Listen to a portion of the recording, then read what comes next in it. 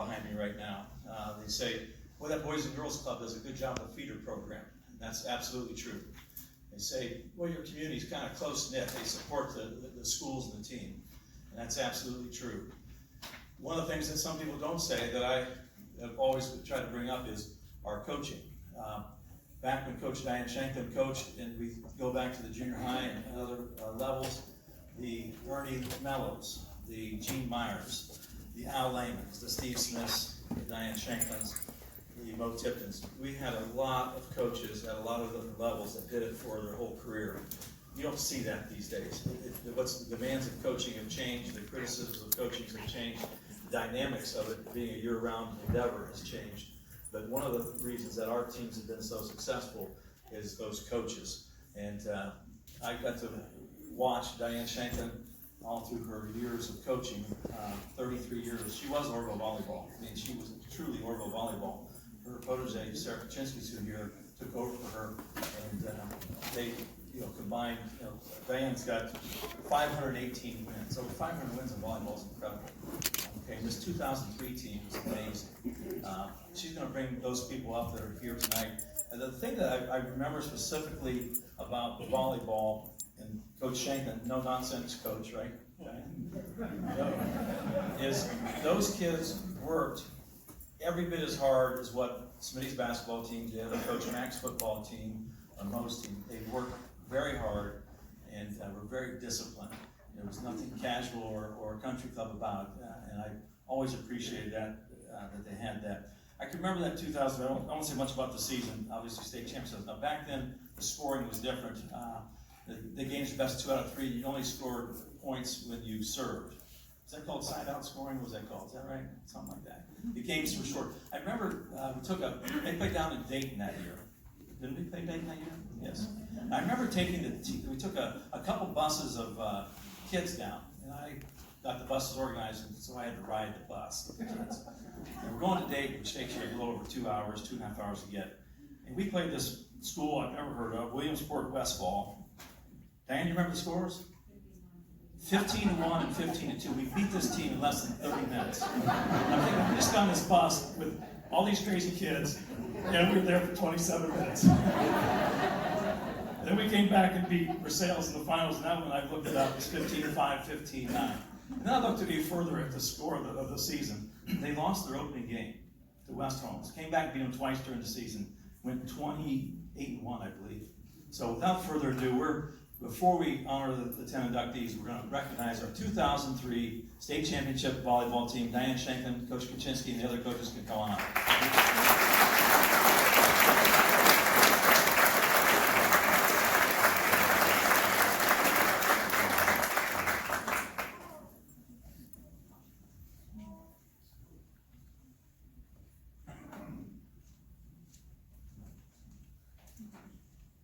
Could I have the players come up, please, that are here?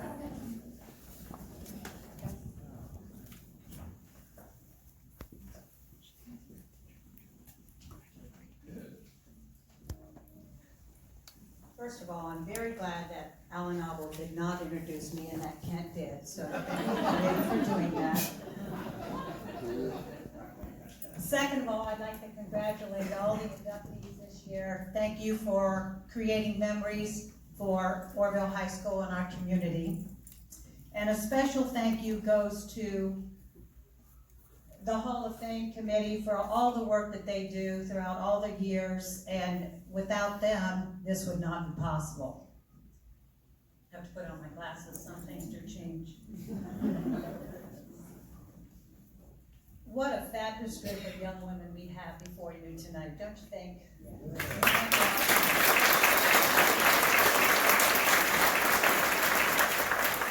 I was talking to some of them last night at the football game, and it sure did remind me as to why sometimes they drove me crazy. Sometimes I loved them, and other times, well, we just won't say. But it was like it brought back those memories like they were yesterday. They haven't changed much, but they sure are a special group. I was going to give you a little background on the 2003 season, but Kent kind of stole my thunder there, but I'll do it anyway. In the 2003 season, we played 2 out of 3 games to 15. You could only score when you served. That was it. In 2004, we went to rally scoring 3 out of 5, 25 points. So we were the last team to play under the old rules. So my theory with that is, they saved the best for last, right? I've asked the girls to do a memory from the 2003 season, because I think it would be appropriate to hear from them, not just from me. And I've asked the coaches to do the same. So I'm going to start with mine. And by the way, before they get up, if they say anything mean about us, it's not true. If it's good, it's true. We wound up playing Versailles in the championship match. All I heard all season long from the coaches down in that area, how good they were. What a tough schedule they play. They're going to be tough to beat. Well, I kind of thought we were pretty good. I kind of thought we played a tough schedule, and I kind of thought we were going to be tough to beat. So it was going to be a great match. So I think Versailles was not even taking us seriously in any way, shape, or form. The score of the first game was 15-5. I mean, we were done before they could blink. So I think we kind of relaxed just a little bit, and lo and behold, we were down 1-9 in the second game. I had just called my second timeout. I only got 2. We had 1 point. So it was like, I called the timeout. I said, guys, you know, you got to do this. If you don't want to go a third game, you got to take care of it now. And if I remember, I said it very calmly, didn't I? Okay. That's the way I recall it. So, you know, I went back in my head. I didn't say anything to anybody. I said, man, we're going to go a third game. I just know it. You know, and boy, did they show me up. And they just shut me up right there, because it was like all of a sudden we were tied 9-9. And then all of a sudden it was 15-9. We scored 14 points. They didn't score another one.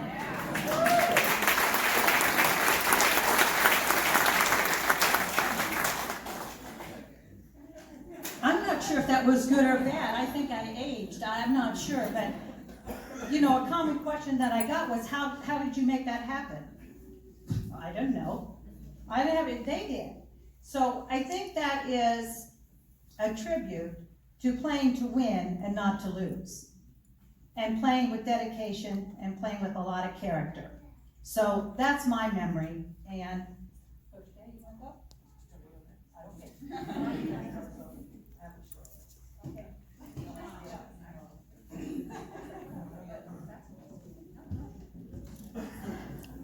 So we just found out about these memories last night. I was like, I need to be prepared for this type of stuff.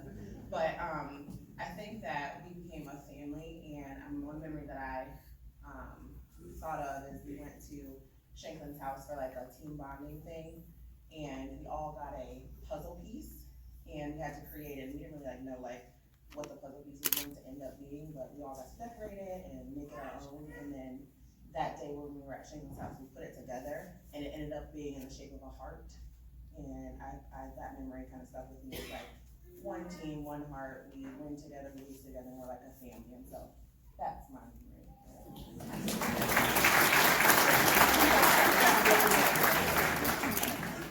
Okay, mine's not like that at all. Mine is our pre-game dinners that we had at the families' homes. We were a family. The families got to, invite us into their homes and, like I said, treat us like a family. So that was always great and have amazing dinners. So thank you. Well, Ken kind of took my memory too, but I'll add a little twist to it. So we lost our first game of the season to West Holmes. And afterwards, we got to practice in the gym. Thank you, Coach Shanklin. But then we won every game after that. So.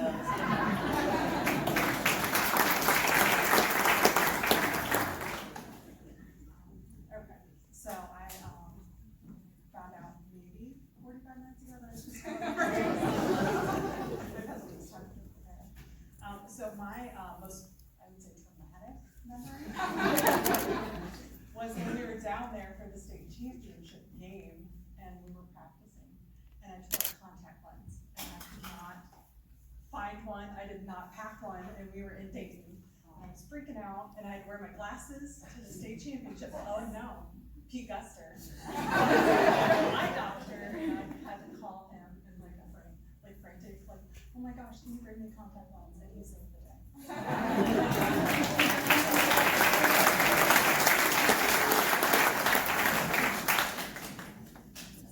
One of my greatest memories actually came from Kara. There were 7 juniors on the team, and since we were young, we always talked about winning state when we were seniors, and it was always really a big deal to us. We're like, yeah, when we're seniors, we're gonna win state. And there was a moment, I think it was actually during a game when we were down, and we were all kind of huddled together and talking, and Kara's like, what are you talking about? We're not gonna win state when we're seniors, we're gonna win when we're juniors. And we were juniors the year that we won, so there were 7 of us. And Kara always kind of led our little group of juniors together, and it was just a really memorable situation for me. And knowing that we could do it for Tanisha, our senior, was really important to us, so we kind of changed our attitude. I'm so happy no one took mine, because I found out 45 minutes ago as well. So I decided to go with our pregame. And not only did we have these amazing dinners with grandparents and parents, and we had such a family, but before games, we visualized our correct way of playing. And we cheered and chanted like there was no tomorrow. I mean, we were just animals in the locker room, and we brought it out right before we ran out in front of everybody. We were still screaming and cheering, and we were just pumped up for every single game, and we were dedicated, and we had so much fun, and I think that's why we were so successful. So, one of my favorite memories. I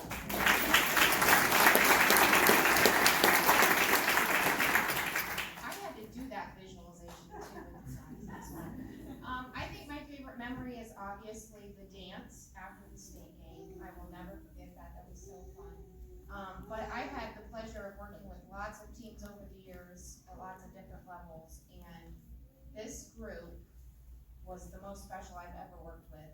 And they were just so dedicated and so focused, and I know that was partially fueled by Mrs. Shanklin and the rest of the coaching staff, but they were just so determined to reach that goal that they had set for themselves. And it was just so fun to watch them achieve that and have so much fun, because they truly were a family. It was great.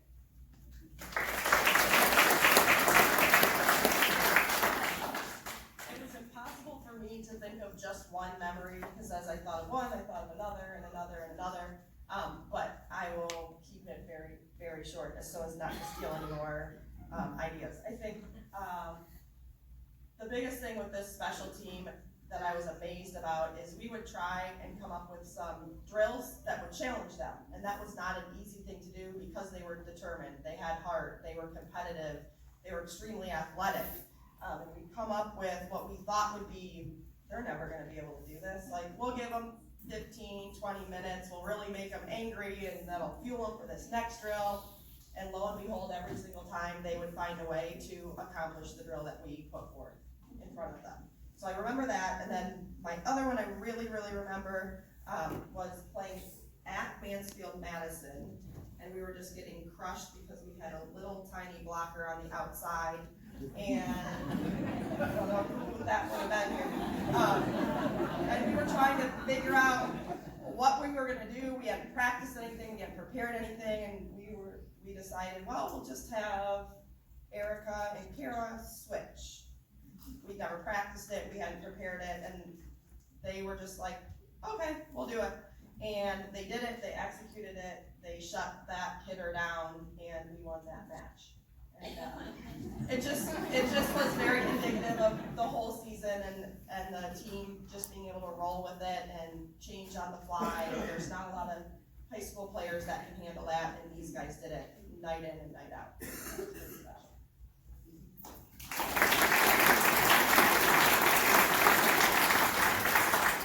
One thing thing that I think that you keep hearing about this team up here is that they loved what they did. They played for one another, they played for their school, and they had so much fun doing it. I mean, they challenged us, I think, many more times than we challenged them to stay ahead of them. You talk about a social group, oh, this group was social. They were up for anything. And they had fun doing whatever. It could have been a hard practice. They're gonna go out cheering or laughing or whatever. They just enjoyed what they did. When I think back 16 years ago to the 2003 season, 16 years ago. Right. You're welcome.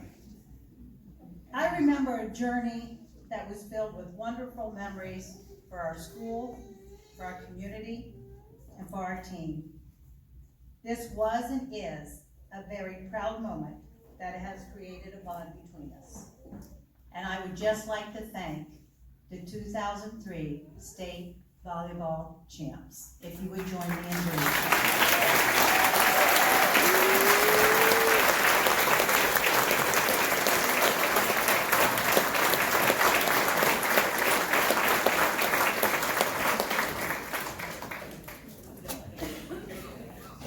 Short sentences interview, or not interview, comments about them, and then they will respond. If you want to read more about them, if you haven't already, all their bios were in Orrville and are in your bulletin for program tonight, so feel free to read those. We're gonna start on this end and work down this way. Our first inductee is Sandra Davault, class of 1978. She was a three-time state qualifier in track, placed third in the 4x400 relay at the 1978 state meet. She's been a long time middle school coach in Orrville.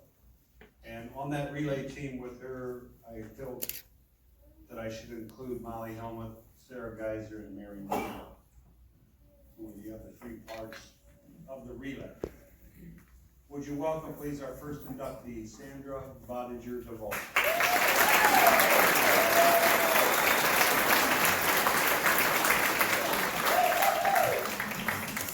That would be my sister.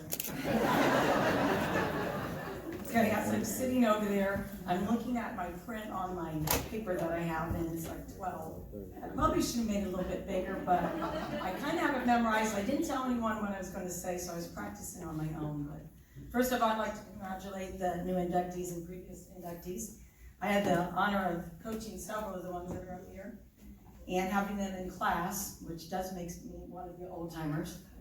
I am glad I'm going first, so then I can finally go back and take a breath again, because I've been holding it this whole time.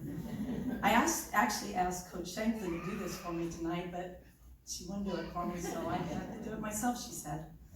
I thank God for the opportunities I have as a player and a coach, for my teammates and friends. You said it. And some of them are here tonight, so I appreciate that. For my head coaches, Dave Noun in basketball and Coach Shanklin in basketball and track. I not only have her as a coach, but also she has become a true friend that has always had my back. For the coaches I've coached with, I had Coach Turk, Emma, Riley, Albert, Daughtery, Coach Blyben. And for my daughters, I actually coached them, and I actually was coaching with them. Coach Folks, I coached for 12 years in 7th grade, and that's where we had, I think we went back to back with Erica's class. We went 7th and 8th grade. Why did we do that? Because it was good. But that was Coach Shanklin. The past and the present players I've had, that's the reason why I continue to coach, and I keep on telling them I'm coaching 7th grade now. And I continue to tell them that I've been coaching for 1,000 years, and it kind of feels that way, but I've enjoyed every minute of it. I was blessed to have a great family. My mom and dad are not with me. Okay, I'll get through this. But I know they're up there looking down, as is my mother-in-law, Pat. I have a very supportive family, and my sister, Nancy and Roger, who watched my children and supported me. This is embarrassing, but okay. I'm really not this emotional, so okay,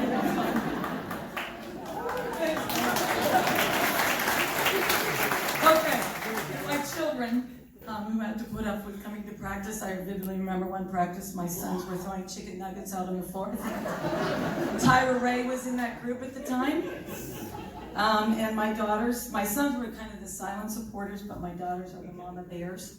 They talk about the mom and dad, and they'll get on you. Lastly, my biggest supporter as an athlete and a coach for 40 years is my best friend, my husband, who also won a state championship, by the way. As a basketball player, I was average at best. I have that record only because I couldn't shoot or dribble, so the only thing I could do is get a rebound and stick it back in. That's why I had that rebound. In track, we considered each other as sisters. Our actual song was "We Are Family," and we were very superstitious. We wore the same socks. Our hair was put in. I look back and I'm going, what was I doing? But I did it anyways. We had the snacks, and looking back, they were not healthy snacks, but we were kind of successful, so I don't know if healthy snacks really helps out. But some memories. Coach Sandra, you're going to get roasted, sorry. Some memories. We're pulling in. It's kind of like what happened with the volleyball team. We were pulling in the high school on the bus from Northwest. We demolished them. I don't know what the actual score was, but it was pretty like 90-something to 12, or it may not be the right score, but anyways, Coach Shanklin stands up and she says, "Get on your spikes, we're going out on the track." Really? Yes, we had practice after an actual track meet. We also had Sunday afternoon practices, running 600s, and they had to be in a certain time. To say the least, we did it because Coach Shanklin said we had to.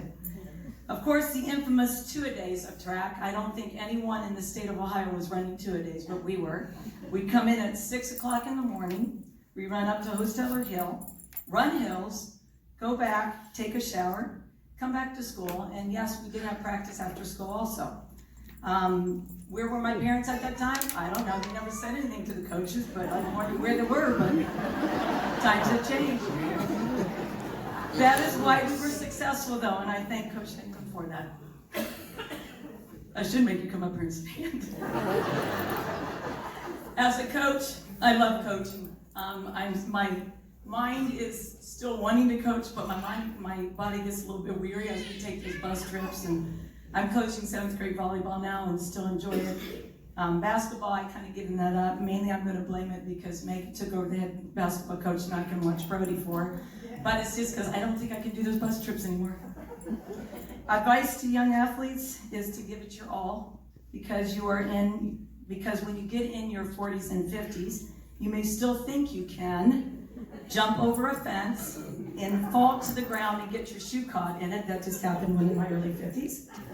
Or think you can run a 400, which I hated 400. I don't know where the urge came in, but I was like 52. And I was in jeans. It didn't stretch out, of course, but that's not a shock because I never stretched out even in track.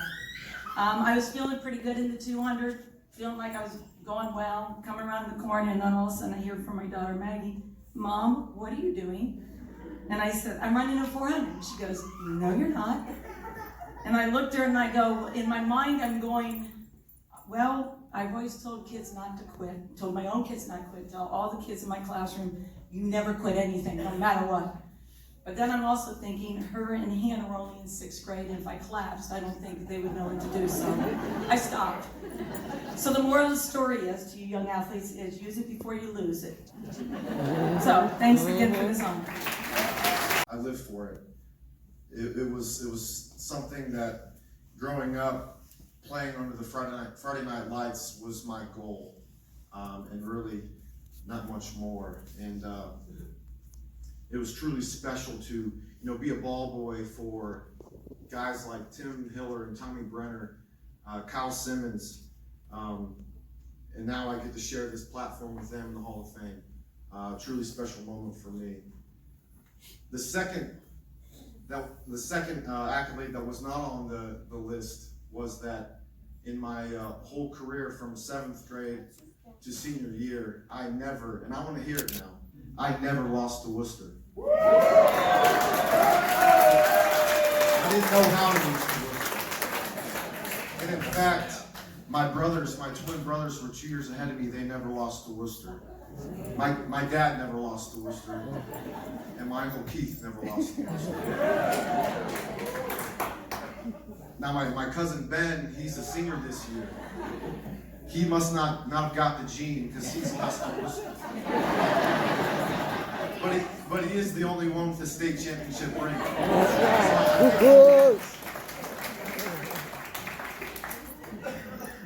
I want to share a brief story. I wish I could share everything that I thought of when I found out I was being inducted. But I think this story is a good one that kind of describes and is a way to summarize what Orrville means to me, especially in the realm of football. So I played football at the University of Illinois, and my first summer there, we got there mid-June, and before coaches were allowed, there's a lot of rules, so before coaches were allowed to kind of coach you, the players, the older guys, would put on practice. And you know, I'm the young guy coming in. We're not in pads, we're not in helmets or anything. I still really don't even know what I'm doing. I'm just going out there and I'm playing football. So we're running like half-line drills, no pads, no helmets, and I'm running, you know, third string, fourth string. I'm just one of the young guys, and I see a guy with the ball. I'm going to get him. If a lineman's going to try and block me, I'm not going to let him. So I think I busted a few teeth with the lineman. I was a little bit too physical, and I went too hard for the upperclassmen. They didn't enjoy that, and quickly in the summer, I became very disliked among the offensive linemen, and even to the point where by request of the first and second string offensive linemen, they wanted me to run with the ones and twos because they wanted to show me something. And I don't know if it worked out too well, but going into camp, I think I had a bounty on my head. But I say that because that's all about Orrville. That's all I knew was to work hard.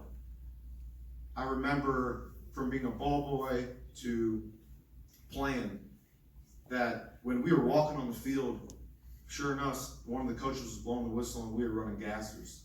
If we didn't run back to the huddle, if we didn't run to the ball until the whistle blew, we were running gassers. There was a standard here at Orrville that's unlike any other place, and I truly mean that. Being able to play with a lot of guys who are from around the country, this place is truly special. They didn't have the coaches, they didn't have the support as we do here. And being away over the last few years only makes me realize that even more and appreciate the town of Orrville. I want to first off thank all my coaches from junior high all the way through high school. You know, for the longest time, I thought you guys were teaching us about X's and O's, but it's really you guys are teaching us about life. And I think they deserve a round of applause for that.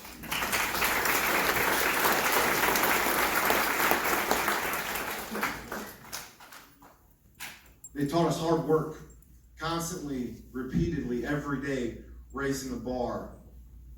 And I will say it until I die, the way we were challenged by Coach Davault and the coaching staff, any day was harder than my time playing at Illinois.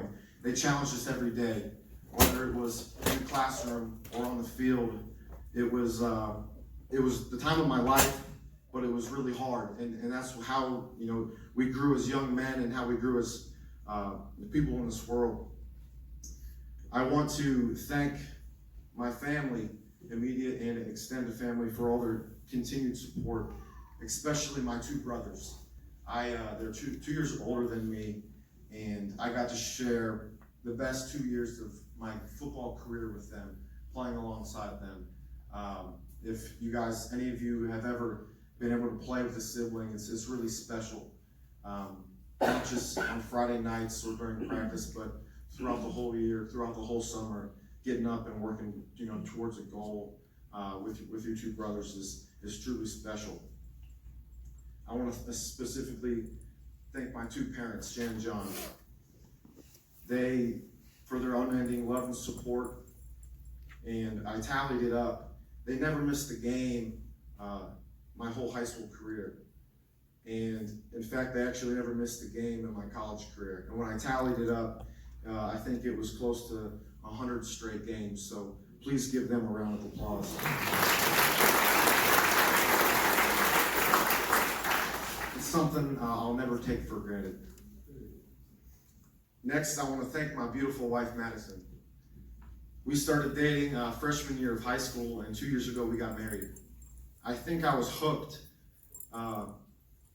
when she went to Jackson. She was a polar bear, and when she gave up the purple and gold cheerleading uniform during the fall and started supporting the Orrville Red Riders wearing the red and black, I think I was hooked. She's a true Red Rider now. And lastly, I just want to thank the town of Orrville. I said it earlier, but it's a truly special place. And growing up here is like nothing else. And you know, I heard it before, and I said it actually in a speech before my senior year football game before we played Worcester at the bonfire. I said, football is not a game we play here. It's a part of who we are. And that really rings deep with me, and I hope with all of you. So thank you, God bless, and go Riders. The OHS record for the discus at 135 feet 2 inches, which was set in 1983. Brigette was the first female state champion in Orrville High School history.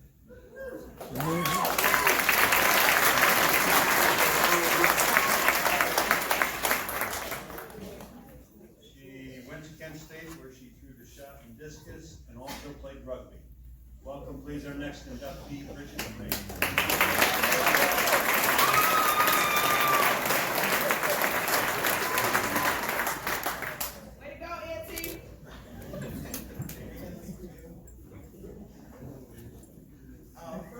Thanks everybody for being here. I really appreciate it. This is a great honor. And secondly, I'd like to say, I hate to say this to the volleyball team that was inducted today, but I was Coach Shanklin's first.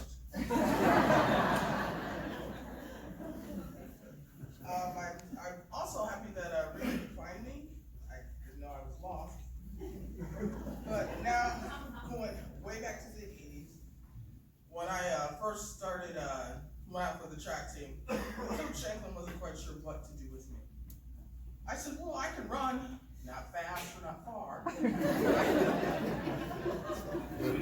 And I told her in the 7th grade I did throw shot put, and she said, let's try that. And that was the start of it all. And the papers were calling Valpak and I the 1-2 punch.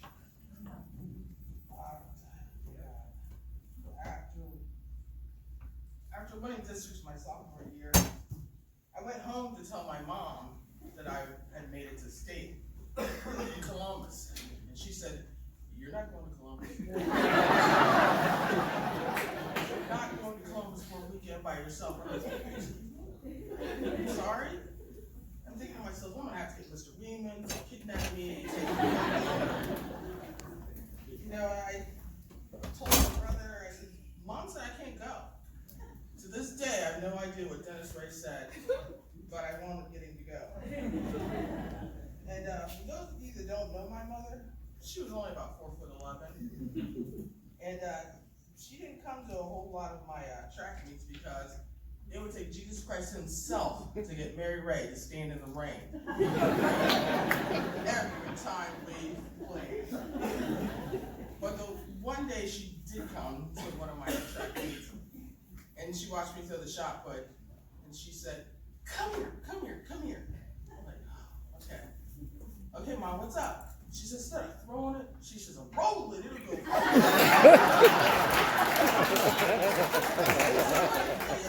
Molly, somebody But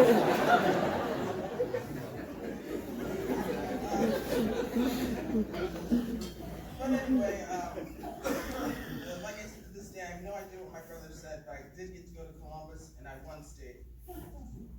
That's the thing about the village of Orrville. Someone would have talked my mom into letting me go. My coach, the women's, the police.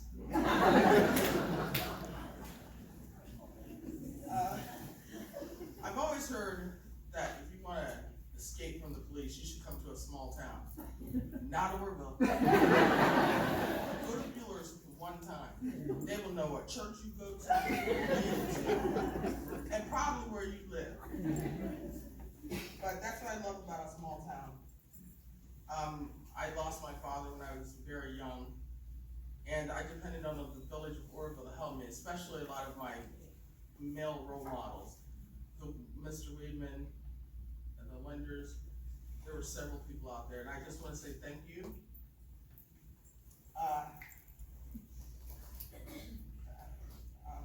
This small town's got your back. Thanks again to everybody. This honor is for everybody, not just me. Thank you.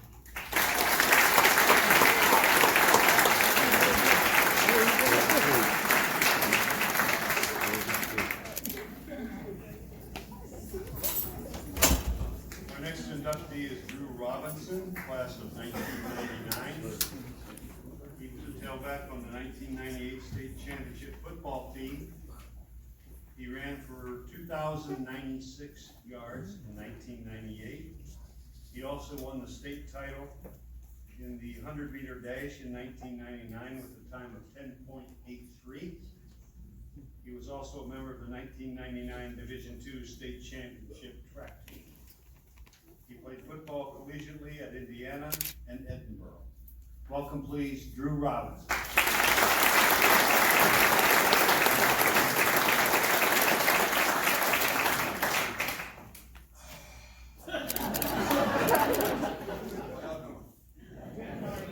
I would like to thank the Honorable Ellis Fields, Warner D. Harper, the OGs, Tyrone, I call you that now. Coach Mack, all the coaches, Handward. Oh, I didn't forget about Big Greasy, that's what we call him, Mr. Hardnett. He'll get over. Back when I played, I used to love football like crazy. I used to practice catches over the head. I remember the first time I tried it, knocked me out. I didn't stop though. I kept moving, but ended up playing for the Boys and Girls Club, and they come up with the Drew rule. I would all know this rule. You should, but I could only get the ball twice because I scored every time. Jerry Lane and Dave Schrader carried on tradition, but so we had the Drew rule. Later on, I don't know, I experimented a little bit with receiver, got the longest touchdown pass, 99 yards, courtesy to Brooks Curtis. 98-yard run the following year. I never knew any of my stats. I knew how to do it, didn't really take much because it was backyard football. I got to play with Eddie Miller throwing 50-yard bullets. Not even a quarterback, 5'6". A lot of memories. I remember going to the practice field in the projects back then, and the grass was horrible, field hard, you didn't want to get tackled. Mosquitoes biting hard, I ain't so hard down there, But I don't know, I remember also like 8th grade, we weren't very fortunate with money, so I had high tops, and I won a few I was still winning a 100-meter dash, but I was done.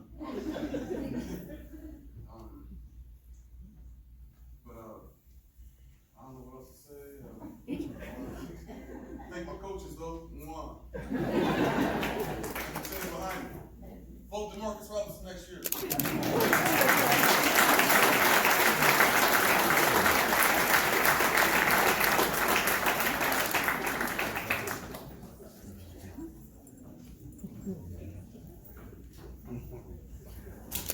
inductee is Erica Short, class of 2005.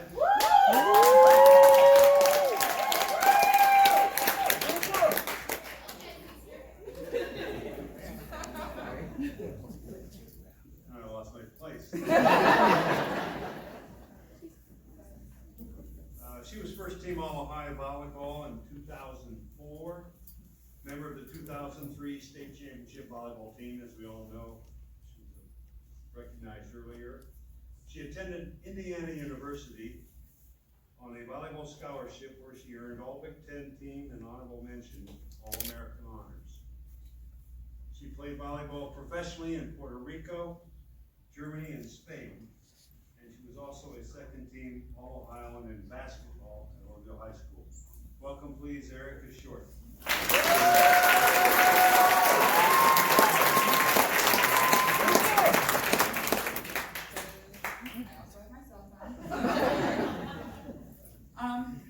It is an honor for me to have the opportunity to stand before you tonight as an inductee of the 2019 Orrville High School Athletic Hall of Fame. I am truly humbled, honored, and blessed to be chosen as this year's recipient. I would like to thank the Hall of Fame committee for their decision to induct me to the Hall of Fame. This is such an incredible honor and an accomplishment. I will always cherish this with great pride.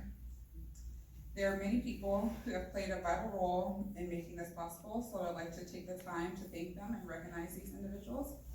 First, I would like to give honor to God, who is the head of my life.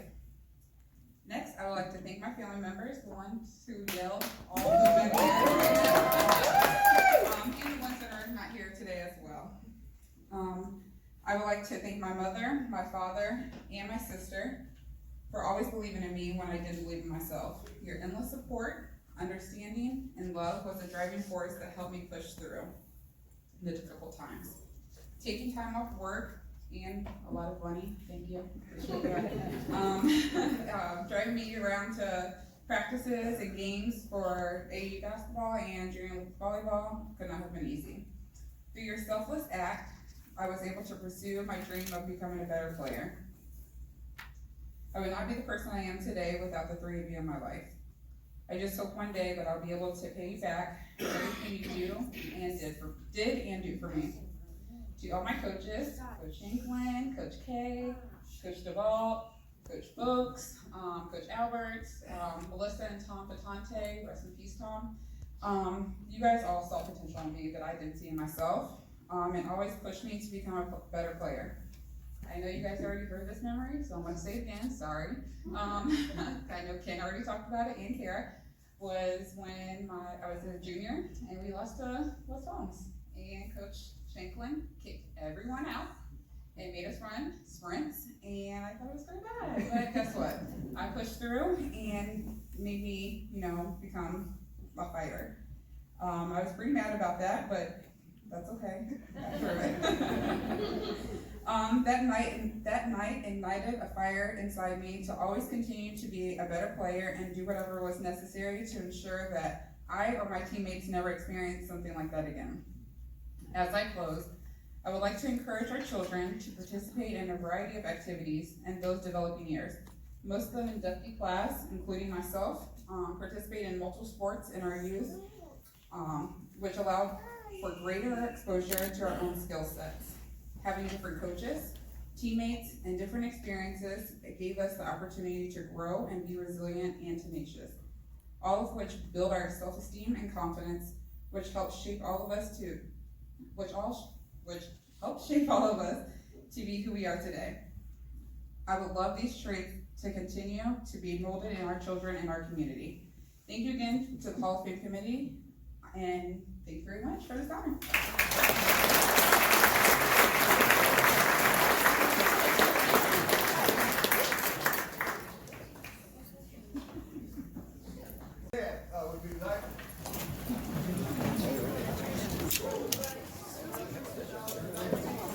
They're the reason why those old dudes at McDonald's get something to talk about every morning. And I know that because I'm one of them old dudes now. Let's pray. Heavenly Father, thank you so much for this day. Thank you so much for this opportunity. And thank you so much for allowing us to hear some of their story. But we're most thankful for your story, for it's because of your story that they have a story. And so, Lord, I pray that you would just continue to be with them, continue to bless this community with sports, with, Lord, ways for us to vicariously live through them. Lord, we pray a special anointing on Sister Shanklin down here, Lord, that you would help her in her line. She doesn't do anything calmly. So help her, Lord God. Lord, I pray your blessing now on everyone. Help us have a great evening together in Jesus' name. Everyone say amen.